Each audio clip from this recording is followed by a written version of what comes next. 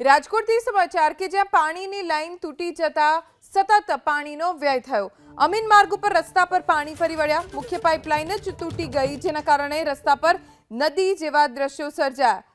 અમીન માર્ગ ઉપર મહાનગરપાલિકાના વિકાસના કામમાં પાણીની મુખ્ય લાઈન તૂટી જતા રસ્તા ઉપર પાણી થઈ ગયું।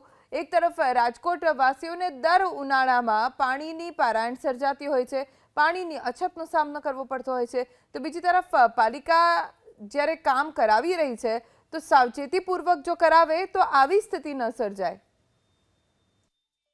રાજકોટના અમીન માર્ગ ઉપર કોર્પોરેશનના તંત્રની બેદરકારીના કારણે પીવાના પાણીની લાઈન તૂટતા ભર ઉનાળે ચોમાસા જેવી સ્થિતિ ઉદ્ભવી અને રોડ ઉપર નદીઓની જેમ પાણી વહેવા લાગ્યું। ક્યાંક ને ક્યાંક વિકાસના કાર્યો અર્થે ખોદકામ થતું હોય સ્વાભાવિક છે, પરંતુ તંત્રની જવાબદારી બને કે કોઈ પણ સાધન સુવિધાને નુકસાન ન પહોંચે। આ ક્યાંક ને ક્યાંક કોર્પોરેશનના તંત્રની બેદરકારીને કારણે લોકોને પીવાનું જે પાણી આપવાનું હોય તે લાખો લીટર પાણીનો વ્યય થયો અને બગાડ થયો અને રોડ ઉપર પાણી થઈ ગયું। ખરેખર કોર્પોરેશનના જે તંત્રના અધિકારીઓ અને જે તે સ્થાનિક જે કોર્પોરેશનના ચીફ અધિકારીઓ હોય એમને ખરેખર ધ્યાન રાખવું જોઈએ કે કોઈ પણ ખોદકામ થાય એ પહેલાં શું તકેદારીઓ રાખવી પડે।